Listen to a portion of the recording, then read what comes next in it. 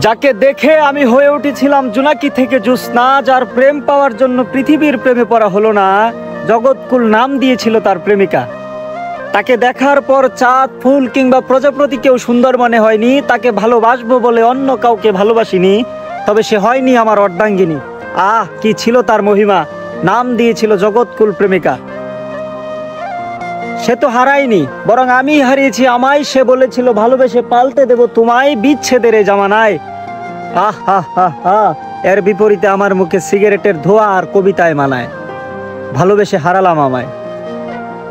তার করা প্রতিটি স্পর্শ এবং তার করা প্রতিটি ক্ষিপ্র চুম্বন আজও লেগে আছে আমার ঠোঁটে।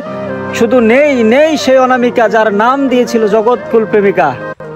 আমি শুনেছিলাম পৃথিবীর মানুষটা চাইলে যেই কোনো কিছু হয়ে জন্মাতে পারে, তাই আমি আজ সূর্য মহাবিশ্ব চাইনি হতে। আমি চেয়েছিলাম এক জনম তোমায় ভালোবেসে যেতে।